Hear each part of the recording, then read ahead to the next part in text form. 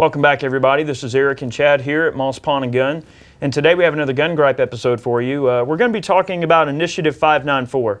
It's a ballot measure that passed in Washington State, and it is a nasty, nasty piece of work. And guys, it is some bad juju that involves universal handgun registration. I'm going to let Chad fill you in a little bit on it because he's got this spill down. He's been telling me for the last couple of weeks now, and we've just now gotten around to doing a video on it. But this is some nasty juju, isn't it? Well, it is. I mean, what Initiative 594 basically encompasses is the gist of the law is that if we own guns, okay, and I want to let him borrow one, we got to go through an FFL holder for me to transfer it to him legally. Otherwise, we just committed a misdemeanor. It's a big wraparound, so lawful gun owners are kind of trapped, and it makes them almost break the law. But see, the thing is, it's unenforceable. I mean, but we'll get to that in a minute. But the reason this passed was because this initiative, it had no support in the State House. So it did not make it through the State House. So the anti-gunners out there raised a ton of money. Like 1.4 million. Oh, it was more than that. It was a lot of money.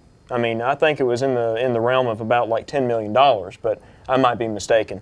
But pro-gunners out there, the pro-gun support for this, they raised a tenth of the amount. And that money goes towards like media advertising, billboards, flyers, emails, phone centers, call centers and such to call and inform voters of these measures. And there was a competing initiative, 591, which was a pro-gun initiative to, one thing, prevent any sort of federal legislation from, or any kind of state legislation that was not on board with a federal regulation that was already on the books. So if the state tried to pass something that was not enacted on the federal level, it wasn't going to work and it was unconstitutional.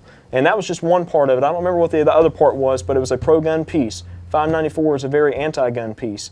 And what happened was people voted for it on the ballot individually. Voted yay. 60% of the population in Washington State, mainly the western seaboard and a couple of outlying counties on the eastern side, which boggles my mind, but it didn't really have any of the support of local law enforcement, didn't have any support of many of the gun shops, of course, and the other firearms industry people in the state.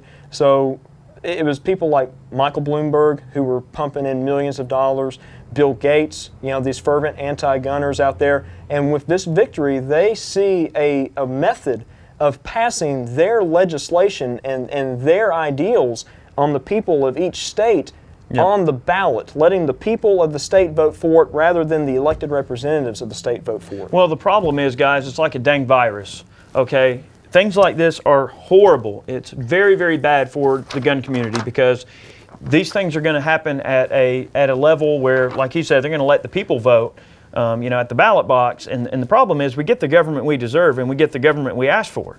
And these people want a nanny state. So certain states where 60% of the people voted yay for this, unless there's some fraud that develops where they say that there was some, they faked the count or they manipulated the voting count. It's been known to happen. So is that to say that, at 60%? I don't think that you can fake this because there was an article that I read that stated that 10% of the voters voted for both initiatives. They were that confused about it. It pays to educate yourself on what initiatives are being passed or who you are voting for. I mean, it boggles my mind. But the point I'm making is that a 90-10, okay, if it won by 90% and 10 didn't favor it and 90 did, okay, well, that's a landslide. But out of 60-40, people just go, oh, well, 60% voted yes for it and 40% voted no. But I don't know. I really refuse to believe that someone would be dumb enough to vote for legislation that deprives them of their gun rights. Like, how can someone be that dumb? There is a science to wording ballot initiatives to a point to where they will tug at people's heartstrings. They'll tug at your emotions or whatever the case may be by using just one or two words in there, and it sparks an emotion, and then you think, oh, well, that'll make us safer. Yeah. No, you have to read the underlying, the underlying causes and whatnot of this initiative. I mean, this is one thing too, and like Eric was talking about, universal registration. This is a considerable method of universal registration because once a person buys a handgun or a rifle from a federal firearms license holder from a dealer. All right, so you fill out a 4473. Okay, that's the transfer of the firearm to you.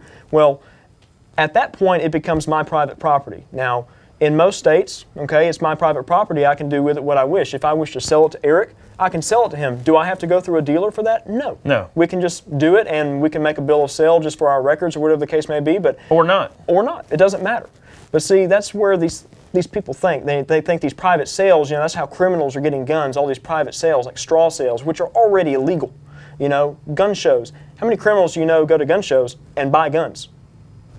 I don't know any. You can't regulate morality. But you cannot. And that's the issue, is they think that these types of laws are going to regulate morality, that they're going to be able to regulate a human being. Like, you can't do that. That's like saying that, oh, well, this is a law.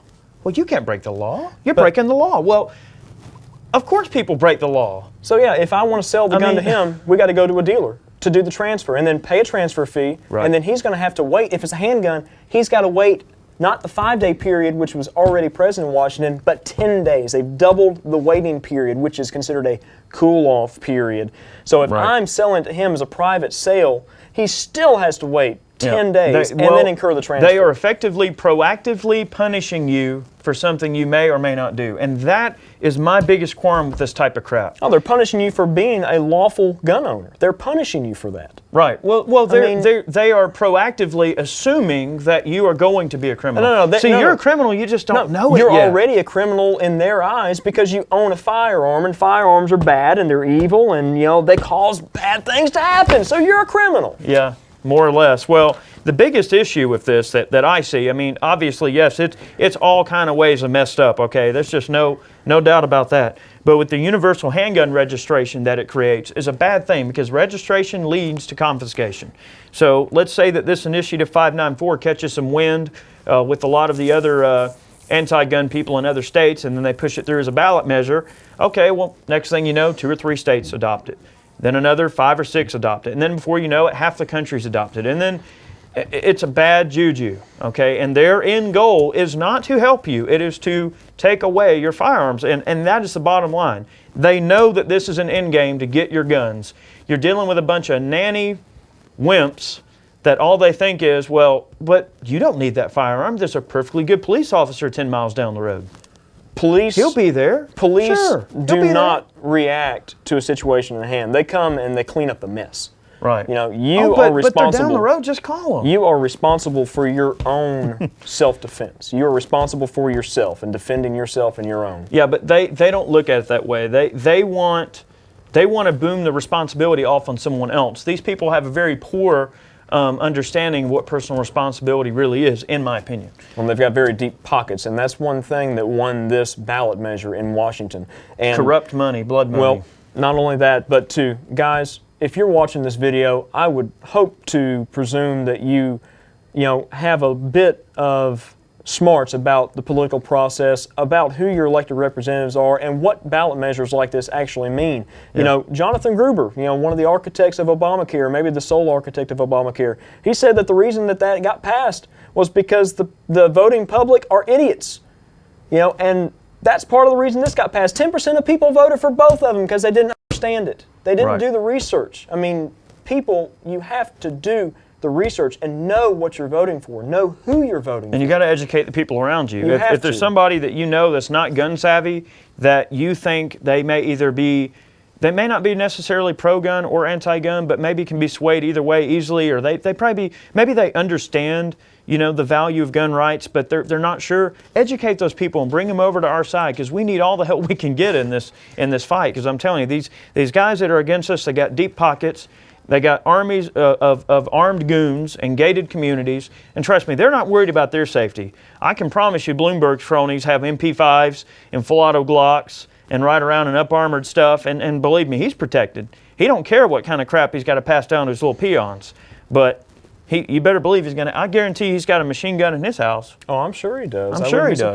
Surprised. So, slippery slope we're on here, guys, and we have to make sure that we're keeping our eyes out for stuff like I-594, because it's some scary business, and we do not want to let this stuff fly. And there's already a lot of things coming up in Washington State at this point of this video And people are realizing what happened, and they're like, oh, wait a minute, I didn't mean to vote for this, and there's a lot of protesting going on and whatnot, and they are going to fight it on a legal level because the unconstitutionality of the law, of course, which it is wholly unconstitutional. It does infringe on people's rights. But we're glad that you guys brought this to our attention because it is very important, and we can't look at this whole situation from one side anymore. You can't say, well, I'm in Georgia. Washington's all the way over there. What is it? Was it my problem? This will become everyone's problem. This can happen anywhere, and that is the proof that came out of Washington this November the 4th, is that we can take these measures, these anti-gun measures that we have been trying to push on a federal level, and we can push them through the states to the voting public. They won't know what they're voting for, and they'll just vote their rights away. Sorry, I'm a little excited about this because it is a very sensitive issue. I hear you. I hear you. Cool down. I'm trying to. All right, ready? Here. It's going to be all right, Chad. It's going to be all right. Well, guys, we appreciate you watching this video. Look, this stuff is very, very touchy. We have to make sure we're keeping an eye on this kind of stuff because it really will come back to bite you, and you got to be smart about what you're dealing with. You got to be smart about what you're voting on. I'm not a politician by any means. I'm not a lawyer, but dang it, I know how to read, and I know how to interpret what I read, and it's important to make sure you're interpreting what you're reading properly and make sure you're educating those around you that don't know. And got to make sure we keep our rights in check because they are trying to take them at the turn of every bat here. So all I've got to say, guys, is know your enemy. That's right. That's right. But guys, we appreciate the support. We have many more gun gripes on the way, lots more videos, more firearms facts, gunsmithing, reloading videos, range tests. You guys name it, it's coming. So thanks for the support. We'll catch you next time.